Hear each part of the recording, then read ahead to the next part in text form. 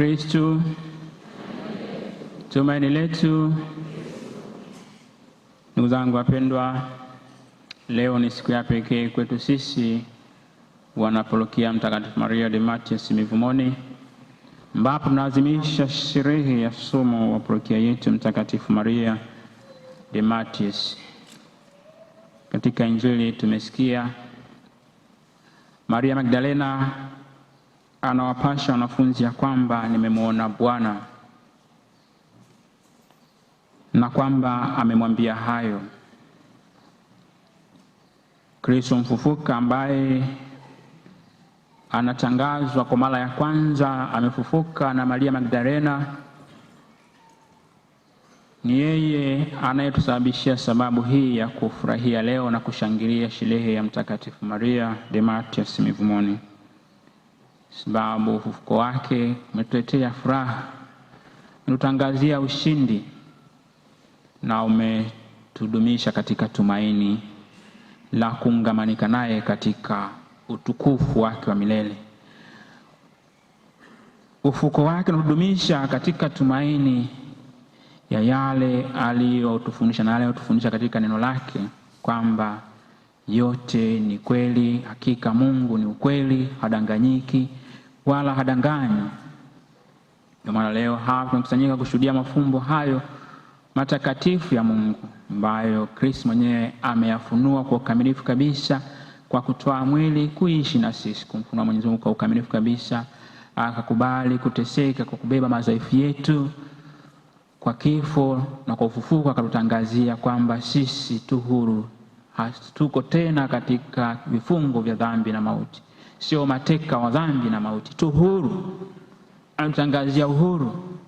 Mafumbo haya Mtakatifu Maria de Matias aliazimisha tangu alipoipata habari kwamba Kristo amefufuka, ni mzima kweli kweli. Alipompokea Kristo katika maisha yake na kumfanya Kristo kuwa Bwana na Mungu wake, Bwana wa maisha yake na Mungu wake, kama alivyosema Toma alipomwona na kushuhudia kwamba amefufuka, akasema Bwana wangu na Mungu wangu.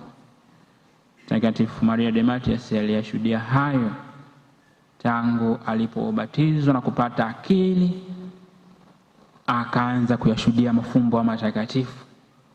Mtakatifu Maria de Matias, tukisoma historia yake, alizaliwa mwaka 1805 huko Vallecosa, Italy, kwa tarehe 4 mwezi wa pili mwaka 1805. Alizaliwa katika familia yenye uwezo, familia ya kitajiri. Wale tulioenda mwaka jana hija kule ya jubilei kuu ya mwaka 2025, tuenda Roma, tukasafiri kwenda kule Vallecosa, na kwenye nyumba aliyozaliwa, tulipofika nyumba aliyozaliwa, nyumba ile ina zaidi ya miaka 200, lakini ni gorofa ambao ni imara. Manake tangu miaka hiyo, manake walikuwa katika familia yenye uwezo. Ukifika nyumba ukiona ina gorofa nzuri, imejengwa zaidi ya miaka 200, iko intact ile nyumba ile.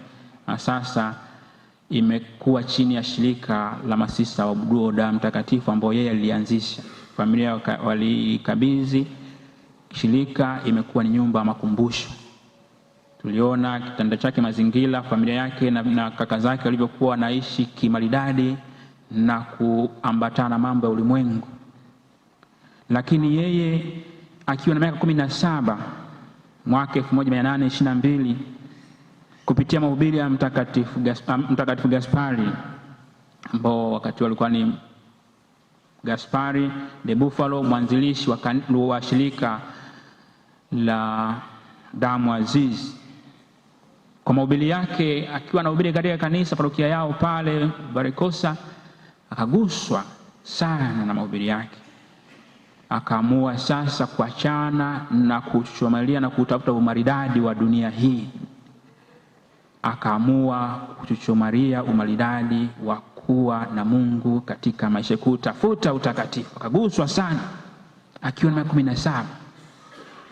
Lakini yote hayo yaliwezekana kwa sababu tangu mwanzo alilelewa katika imani wazazi wake, hasa baba yake alimwongoza kumjua Mungu, kumpenda Yesu Kristo ambaye ameonyesha upendo wa Mungu kwa maneno na matendo katika ubinadamu wake, kwa kukubali kufa na kumwaga damu yake azizi kwa ajili ya kutukomboa sisi. Akiwa na miaka 17 hiyo akaachana maridadi ya kidunia na kuwa mfuasi imara wa Yesu.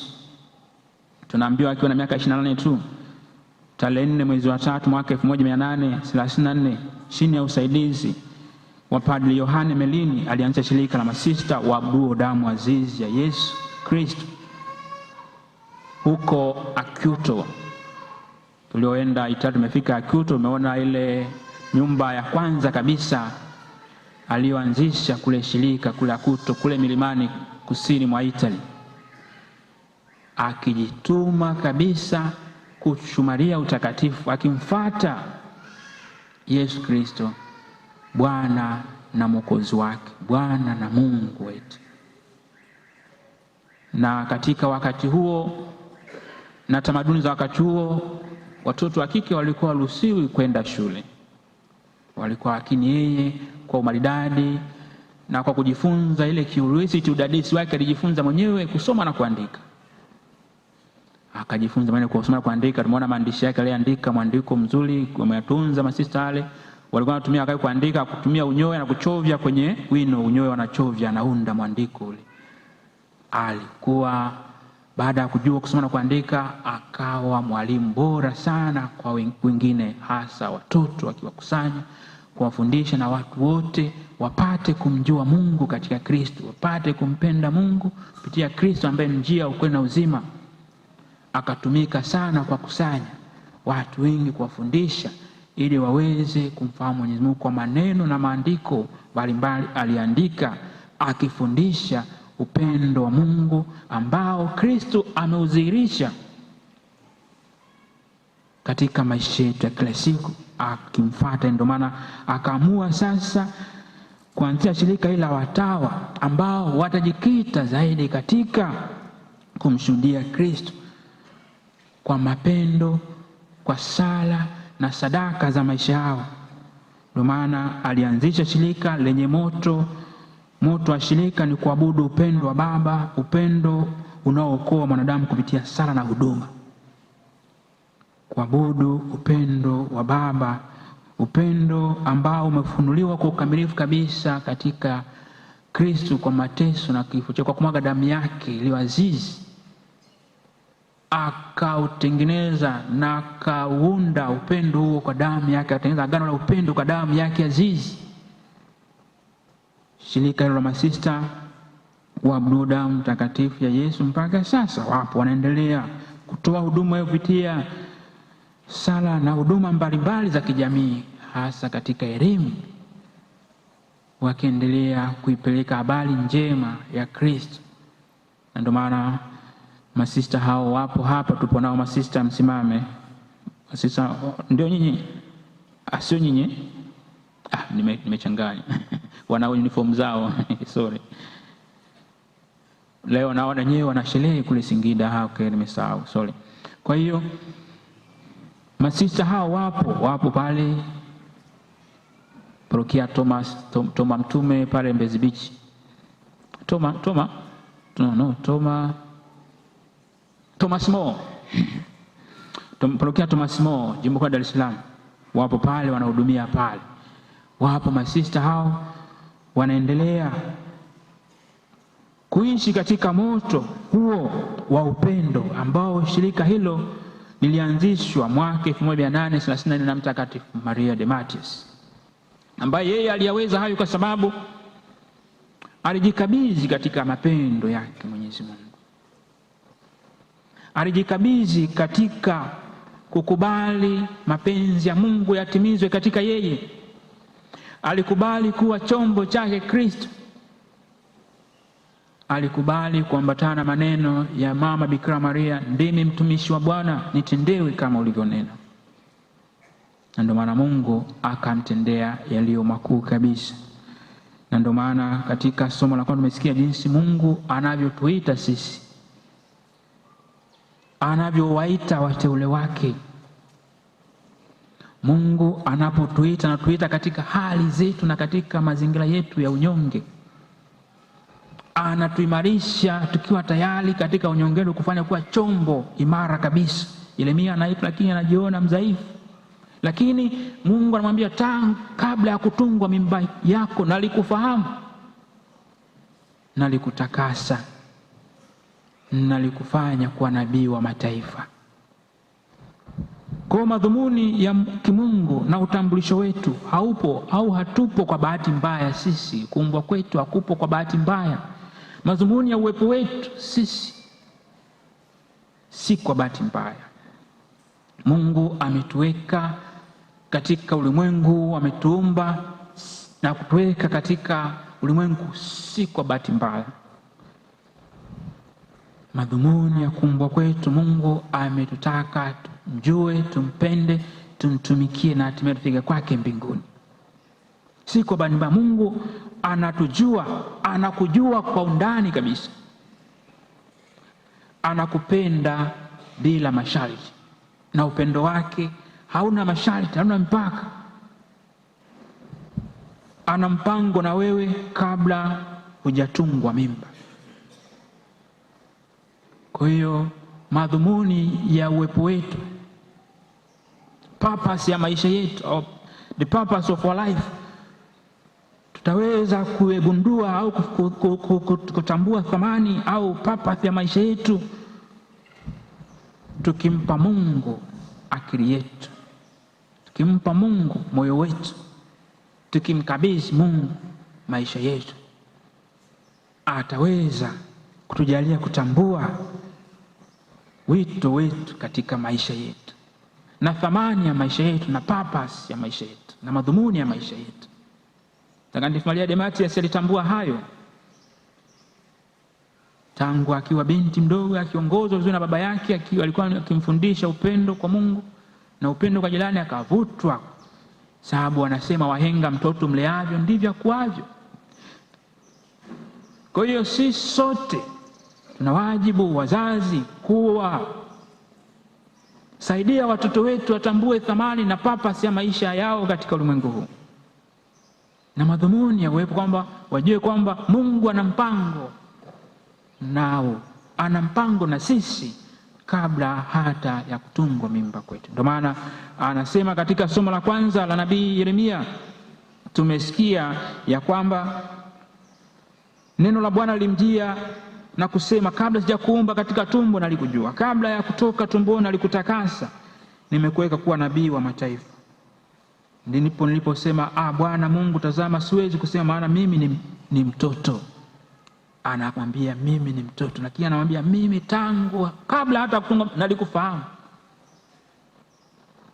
nalikutakasa na kuwa nabii wa mataifa. Ndipo niliposema, Bwana Mungu, tazama mimi siwezi kusema, maana mimi ni mtoto. Lakini Bwana akaniambia useme mimi ni mtoto, maana utakwenda kwa kila mtu nitakaye kutuma kwake, na utasema kila neno nitakalokuamuru. Kwa hiyo katika kuyatimiza mapenzi ya Mwenyezi Mungu, katika kutimiza mpango wa Mwenyezi Mungu, hakuna aliye dhaifu, hakuna ambaye hawezi. Kila mmoja ana nafasi katika mpango wa wokovu wa Mwenyezi Mungu ambao Kristo ameuzilisha kuanzia mtoto mdogo wote. Kwa maana Mungu anatuwezesha kushinda wasiwasi tunapojikabidhi kwake, tunakubali kuitikia wito wake na kukubali mapenzi yake yatimizwe ndani mwetu. Hakika anatujalia kushinda wasiwasi dhidi ya wito wa kimungu. Mara nyingi tunaogopa kuitikia wito wa kimungu kwa sababu ya udogo au madhaifu yetu. Mungu anapokuita anakuimarisha, anakuwezesha unapokuwa tayari. Kwa hiyo tusiogope kumshuhudia Mungu kwa maneno yetu na matendo katika nafasi na karama mbalimbali ambazo Mungu ametujalia.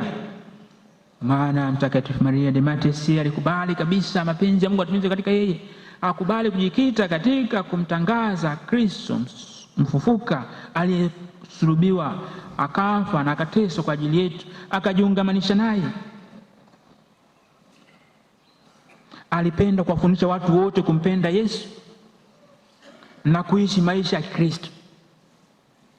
Aliitikia wito huo wa kuwa mtakatifu kwa kuishi katika maisha ya kawaida kabisa. Kristo anasema, jifunzeni kwangu kwa sababu mimi ni mpole na mnyenyekevu. Alijifunza Kristo kuwa mpole na mnyenyekevu, kuwaleta wote kwa Kristo, kuwa chini ya Kristo mchungaji mwema. Alijifunza yeye awe njia, awe lango la watu wote kumwendea Kristo. Ndio maana akaanzisha shirika ile la masista wa Abdul Damu Aziz, ili waendeleze kuwaleta watu wengi, kuwaongoza utume huu uendelee duniani kote. Na ndio maana tunasikia kwamba alipenda kuwafundisha watu wote kumpenda Yesu na kuishi maisha ya Kristo. Alikuwa na kipaji cha kufundisha watu wengi wa kila rika walikuja kumsikiliza. Kwa na karama hiyo, baadhi akitumia, hakukibania, alikitumia hicho kwa sifa na utukufu wake Mwenyezi Mungu, kujenga ufalme wake Mwenyezi Mungu. Alikubali kwamba amepokea bure na anatoa bure karama hiyo, si kwa ajili yake. Mungu anatupa karama na uwezo mbalimbali, si kwa ajili yetu, bali kwa ajili ya wengine, kwa sababu kipaji na karama hiyo ukiwa nacho peke yako tu hakina maana. Kinakuwa na maana kinaponufaisha wengine. Na karama ya kuongea vizuri, kushawishi, lakini kama uitumii karama hiyo kwa wengine, kuongea vizuri na kuwashawishi kwa mambo mema, hakina maana. Una karama ya kuimba vizuri, lakini kama wimbo unaimba peke yako tu chumbani, haina maana, haiwafaidishi wengine.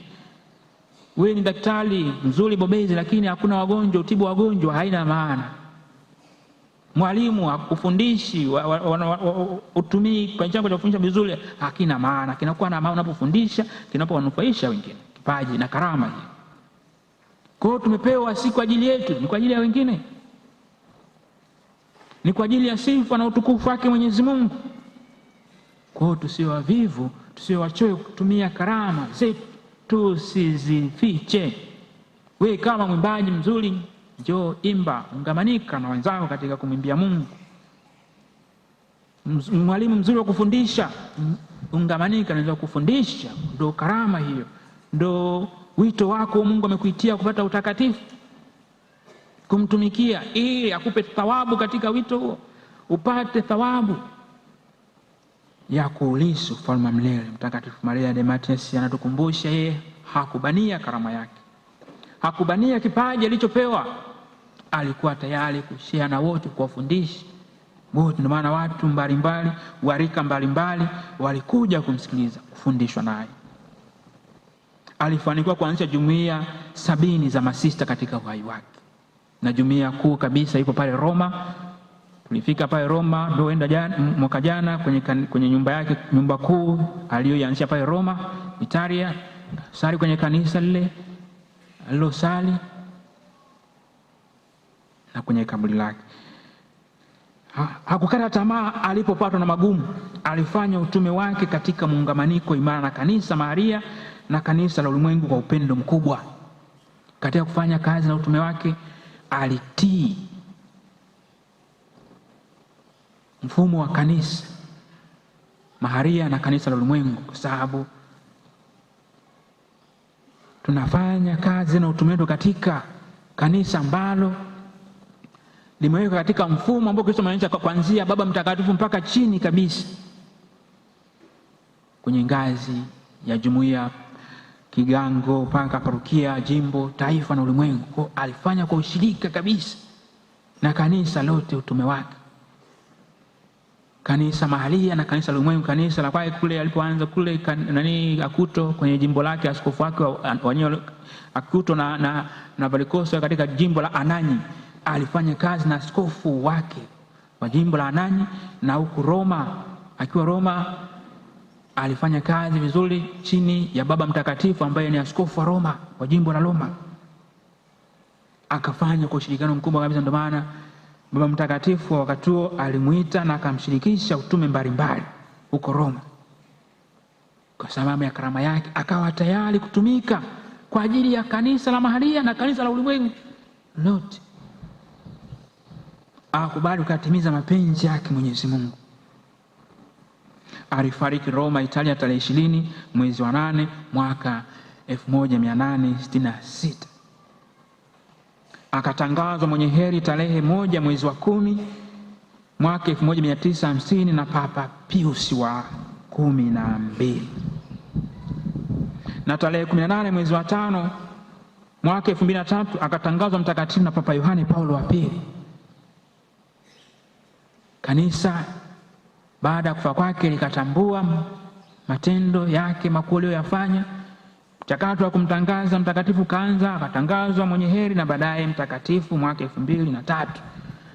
Kanisa likamweka katika orodha wa watakatifu wa kanisa kwa sababu yeye maisha yake yalikuwa kielezo cha utakatifu, kielezo cha Kristo mfufuka mshindi, ili aendelee kwa kielezo cha maisha ya Kristo, kielezo hai cha maisha ya Kristo. Kanisa linawatangaza watakatifu hawa ambao maisha yao yalikuwa dhahiri, na mchakato ukafanyika, miujiza ikafanyika, kazilika bila wasiwasi kwamba yeye yuko mbinguni, kwa sababu kwa miujiza mbalimbali ambayo inafanyika kupitia maombi yake, hakika yeye yuko mbinguni na sala zake zinamwendea, anazifikisha kwa Mungu moja kwa moja. Ndio maana majibu yanaonekana kupitia maombezi yake. Kwa hiyo akatangazwa kuwa mtakatifu mwaka 2003. Maana leo tunaadhimisha maisha yake ya utakatifu, ni kwa sababu yeye amewekwa mbele yetu, shujaa wa imani. Takatifu ni mashujaa wa imani, shujaa wetu katika imani, ambaye anatuimarisha katika safari yetu ya kiimani kwamba yanawezekana, kwa sababu watakatifu ni watu ambao kama sisi, waliokuwa tayari kukabidhi maisha yao kwa Mungu kupitia Yesu Kristo ambaye ni njia, ukweli na uzima,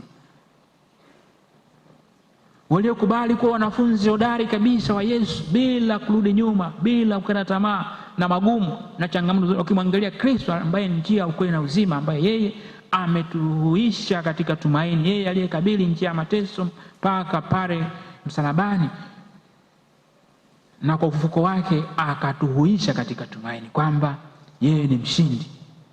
Kwa hiyo Mtakatifu Maria Demetrius, simamizi wa parokia yetu, somo wa parokia yetu, tunapomkumbuka leo anatukumbusha na sisi kuwaka tamaa ya kuwa watakatifu. Wito huo ni wa kila Mkristo mbatizo wa kuwa watakatifu.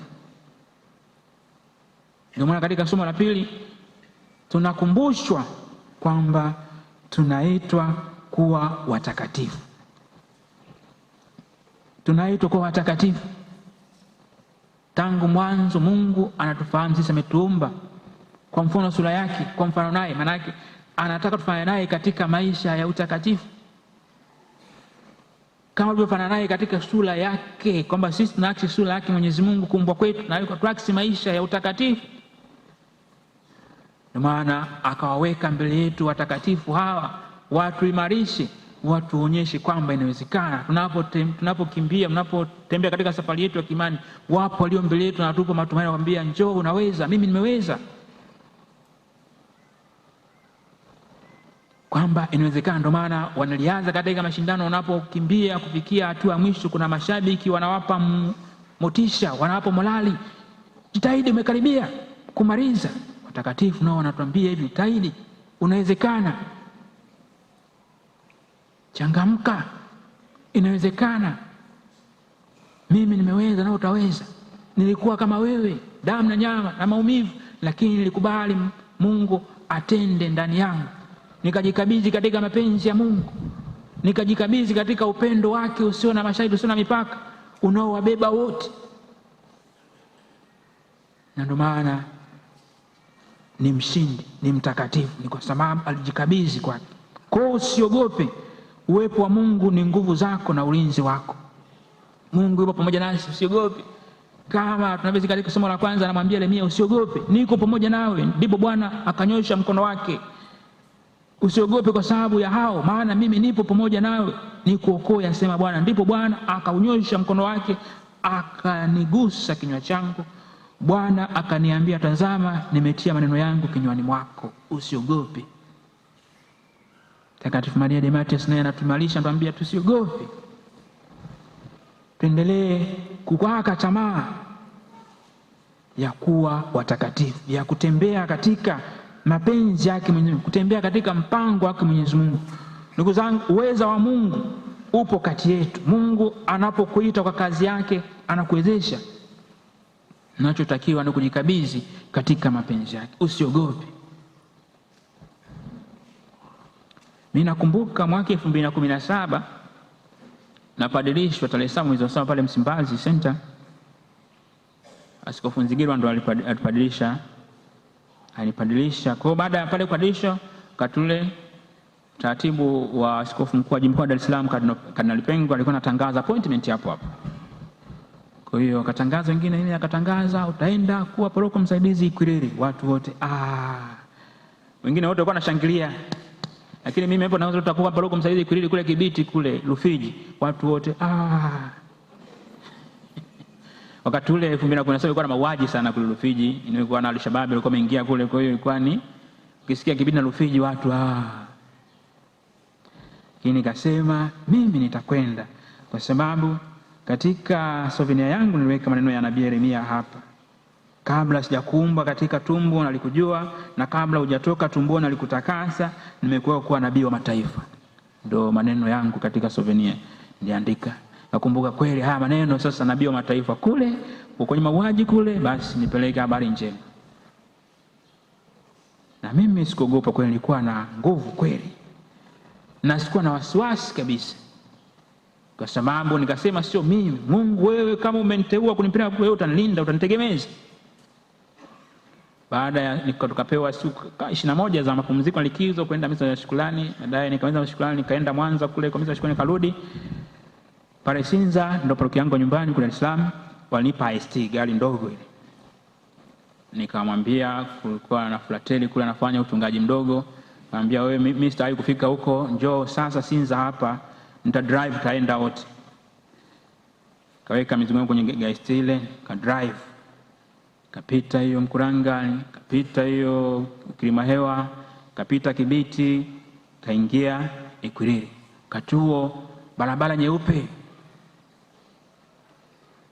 magari machache, hata matrafiki kwa sababu barabarani walikuwa hawapo, kwa sababu ilikuwa na kipindi na wenyewe walikuwa napigwa risasi na wao. Kwa hiyo nikaendesha, nikafika pale, tukafika Katulsa. Alikuwa kweli kama mko kwenye vita. Wanajeshi wana makambi huko, wako wana matenti yao kila mahali, matini. Ukifika huko unakutana na wanajeshi wana matenti kule, polisi wako, yani mko vitani kule. Saa 12 ndani tulia. Waamini kuja kanisa walikuwa naogopa, lakini wanasali. Na pale unapofika pale paroko pale naye hana hata mlinzi, unalala usiku peke yako. Samtoi ameondoka yuko Dar es Salaam, anakuacha pale peke yako. Nasema Yesu Kristo, na mimi niko nalala. Naamka unajikabidhi. Siku zikaenda kama mwezi mmoja hivi, ndo sasa akatuita IGP. Wakati ule alikuwa Silo, viongozi wa dini na wazee wa Rufiji. Akatuita sasa, akatupa taarifa kwamba walipata ngome yao kule Kibiti, ambao walikuwa wahalifu wanajificha kule na silaha zao wakawaangamiza kule.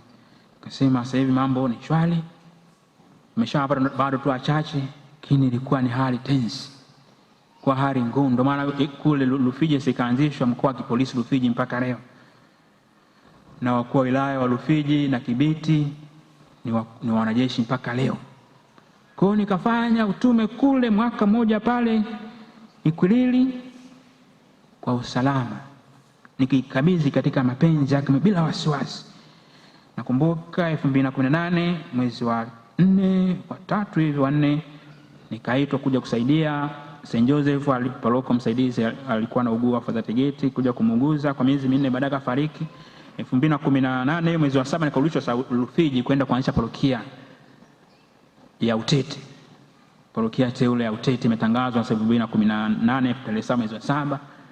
Kurudi sasa kwa kusimamia parokia teule kutoka Ikwiriri kwenda Utete ni kilomita 55, barabara 35 ni rough road, na gari yangu haistile.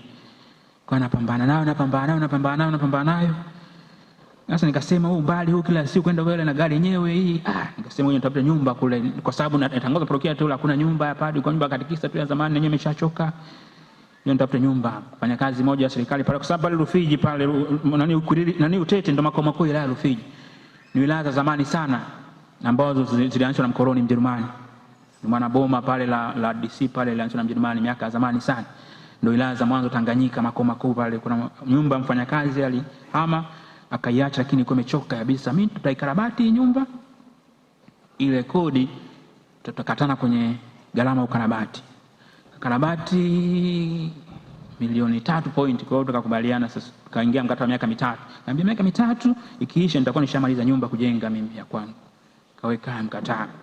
Kwa hiyo kakaa kwenye nyumba ile ya kupanga, tukaikarabati. Ilikuwa na nyumba 3. Moja ilikuwa self. Kwa hiyo karabati vizuri, kuonekana kama mtaani. Kaanza sasa maisha kule parokia tena. Baadaye sasa nikamwambia mnipeleke sasa eneo la kanisa, nasema mmenunua, kwa sababu eneo lile ambalo walikuwa wamejenga kanisa pale Utete pale, kanisa la zamani sana, lilijengwa 1966-69 ndio likaanza. Kanisa dogo lilikuwa kanisa la Umoja, walipewa hilo eneo na hospitali ya wilaya ya Rufiji. Wakati ule mwaka 1965 Mwalimu Nyerere alienda kutembelea kule Rufiji, wakatembelea hospitali ya wilaya ile. Katika risala ya wafanyakazi wa hospitali ya wilaya ya Rufiji wakaomba Wakristo wapewe eneo la kujenga kanisa, kwa sababu kule ilikuwa ni maeneo ya Waislamu kwa na kanisa. Ndio kanisa la kwanza likajengwa pale. Kanisa la Umoja kwa na sali Wakristo wote pale. Kadi ya mtu ulikuwa naenda likabaki chini ya Wakristo wa Katoliki, kwa sababu walikuwa wengi, wengine Lutheran na Anglican wakatafuta sehemu zao. Kwa hiyo inatangazwa kwa parokia teule ndio kanisa kadogo kale.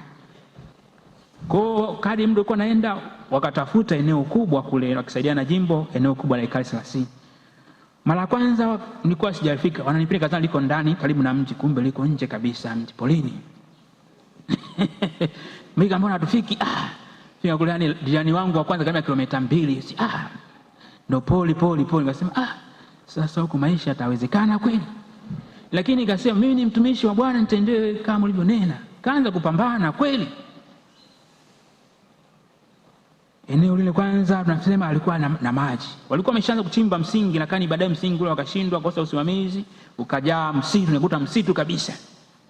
Msitu ngine ishachakaa. Kwa hiyo nikasema hapa sasa maji nilikuwa napata wapi? Nilikuwa tumechimba hapa, tulikuwa tunachota kutia bodaboda kuleta kwenye, tunaweka kwenye kisima hapa la kuchimba. Akasema sasa tutafanyaje sasa maji hapa? Sema kwa sababu maji ndio kila kitu. Kasema basi nikaongea na maji na mamlaka ya maji Utete. Wakanipa gharama kubwa, na walikuwa very wiki wakati wanatoa maji kwa mara moja kwa wiki. Nikasema watanisumbua, ngoja nitafute maji chini ya ardhi. Katafuta surveyor wangu mmoja, rafiki yangu pale Sinza, nikampeleka twende ukanisavea, natumia copper load. Kaanza kuyatafuta kule mlimani, nasema natafuta maji kule mlimani, lakini nasema mimi nitapata tu, Mungu mwenyewe atanionyesha. Akatafuta kule juu, akayakosa, akayapata kabisa kwenye engo, yani eneo linaishiria hapa, ndo akayapata hapo kwenye engo kabisa. Akasema maji yako hapa mengi, lakini mita 60 100 ndo mengi sasa. 150. Gharama ya kuchimba na kuweka pampu milioni 14, sina hata senti. Kasema wewe nipe proforma invoice, kanisa ila wote nitaenda kutembea huko. Siku moja nimekaa nimetulia, Adolf Mlema kule Msugusugu akanialika bwana, alikuwa anaadhimisha 40 ya msiba mke wake. Ambia karibu kwenye misa hiyo ya kuadhimisha. Kanikaribisha, nasema niende nisiende. Lakini nikasema ngoja niende. Kaja nikaenda kusali, kwenda fika kule nakutana na mzee Mosha, mwenyekiti wa UWAKA jimbo la Dar es Salaam. Kaniambia bana, tuna mpango mkuu kufanya matendo ya huruma, lakini hatujapata sema kwenda. Mungu amekuleta. Mungu amekuleta. Nikaomba na proforma invoice, ukaniletea UWAKA milioni 2019 milioni 13.5. Nikachimba kisima, maji yakapatikana safi kabisa. Kaanza sasa ujenzi. Kapambana sasa na askofu na wadau mbalimbali, kaanza ujenzi mwaka 2021, nyumba ikamilika, nyumba kubwa ya vyumba 6 yenye gharama milioni 145. Kamaliza nyumba na fence kubwa kabisa. Baadaye sasa umeme ukawa changamoto. Umeme nguzo ya mwisho iko kilomita 1. Kuzileta sasa nguzo hizo. Mungu saidia, leo alikuwa anapitisha umeme karibu na mimi pale. Kapitisha nguzo pale, nikasubiri. Mwaka 2022 wakamaliza, nikaongea na meneja wa kule, bana niwekee transformer, wakaniwekea transformer, mama kaingia. 2022 nikahamia kwenye nyumba ile. Tumemaliza mkataba, sasa nikahamia kwenye nyumba yangu sasa. Na maaskofu mwaka huo akaja kutembelea kule sasa, na baada ya Pasaka tu ile ya mwaka 2022 akaja kutembelea kule maaskofu wote wa Dar es Salaam, maaskofu mkuu, askofu wasaidizi wawili, na wakaja na chancellor, akaja kaibariki nyumba hiyo. Kwa hiyo yote yaliwezekana hayo ni kwa sababu mimi nilikuwa tayari Mungu atende kadri anavyoweza mwenyewe. Mimi sikuogopa, sikusema sio mimi ninayotenda kazi. Niliruhusu Mungu anitumie kadri ya mapenzi yake. Ndio maana niliweka nadhiri kwamba nisiondoke Rufiji Utete bila kuanzisha msingi wa kanisa. Wakati najenga kanisa, najenga nyumba ya padri na ramani ya kanisa.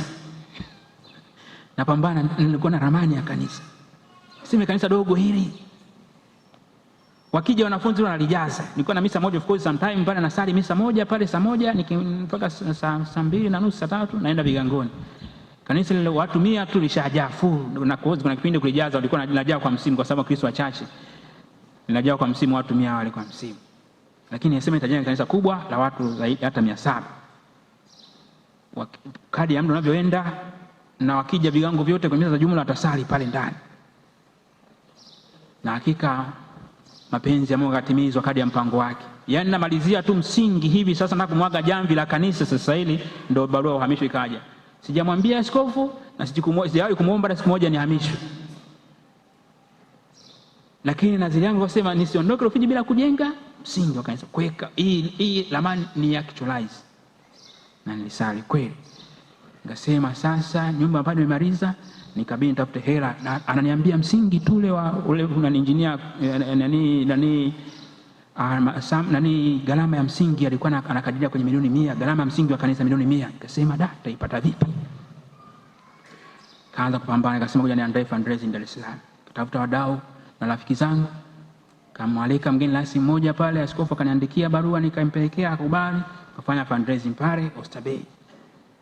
Nilikuwa mwaka juzi ile 2024 kwa mwezi wa 6. Tulikuwa watu wachache, lakini Mungu alitenda muujiza pale. Tukapata zaidi ya milioni 100. Nasema naenda kujenga kanisa. Na kwa ninapomaliza tu msingi, barua uhamisho, ngasema Mungu, nakushukuru kwa sababu umenisikia. Mapenzi ya Mungu yametimizwa kwa sababu ilikuwa lengo langu nijenge msingi. Kwa hiyo tukimkabidhi Mungu maisha yetu, tukiwa tayari Mungu atuongoze, Mungu anatenda. Mungu anatuwezesha. Kwa hiyo usiogope, Mungu ana mpango na wewe. Mkabidhi Mungu maisha yako. Hakuna linaloshindikana katika maisha. Mungu ana mpango, lakini wewe tu uwe humble na mvumilivu. Wanasema mvumilivu la mbivu. Usiogope. Ndio maana tunaalikwa leo katika somo la kwanza, usiogope. Mungu akikuita anakuwezesha. Ndio maana anamwambia Yeremia usiogope. Akamwekea maneno yake, akamtuma akaenda. Mtakatifu Maria Demetrius ya kuogopa kutimiza mapenzi yake Mwenyezi Mungu. Usiogope. Inawezekana. Kwa hiyo naalikwa leo tunaposherehekea sherehe ya Mtakatifu Maria Demetrius somo wa parokia yetu, tuendelee kuwaka wito wa kuwa watakatifu. Mungu anatuita siku zote katika somo, mtakuwa watakatifu kwa kuwa mimi ni mtakatifu. Na ikiwa mnamuita Baba, yeye ahukumuye kila mtu pasipo upendeleo kwa kadri ya kazi yake, endeleeni kwa hofu katika wakati wenu wa kukaa hapa kama wageni. Nanyi mwafahamu ya kwamba mlikombolewa si kwa vitu viharibikavyo, kwa fedha au dhahabu mpate kutoka katika mwenendo wenu usiofaa mliopotea kwa baba zenu, bali kwa damu ya thamani. Kwa damu ya thamani kabisa. Upendo wa Mungu unadhihirisha kwa kumwaga damu yake Kristo. Kwa damu ya thamani kabisa tumekombolewa, na mwana kondoo asiye na ila, asiye na waa, yaani Kristo Yesu. Yesu Kristo. Kwa hiyo sisi tuna thamani sana mbele ya Mwenyezi Mungu. Kwa hiyo tutambue thamani yetu mbele yake Mwenyezi Mungu. Tuendelee kuishi katika thamani hiyo ambayo Kristo ameidhihirisha, thamani hiyo yetu sisi kwa kubali kujishusha na kubeba madhaifu yetu, ili tuendelee kuwa thamani, tuendelee kuwa watoto wa Mungu. Tumeitikia wito wa kuwa watakatifu. Kwa hiyo tuendelee kujikabidhi katika mapenzi yake Mwenyezi Mungu. Tukubali mapenzi yake Mwenyezi Mungu yatimizwe ndani mwetu. Tusiogope. Tumkabidhi Mungu maisha yetu. Naye amejulikana kweli tangu zamani, kabla haijawekwa misingi ya dunia, lakini alifunuliwa mwisho wa zamani kwa ajili yetu, ambao kwa yeye mmekuwa wenye kumwamini Mungu aliyemfufua katika wafu, akampa utukufu, hata imani yenu na tumaini lenu liwe kwa Mungu. Imani yetu na tumaini letu limedhihirishwa na Kristo mwenyewe, ambaye Mungu amemfufua, ili imani yetu iwe kwa Mungu na tumaini letu liwe kwake Mungu, ambaye yeye anaishi milele, anatawala milele, anautegemeza milele.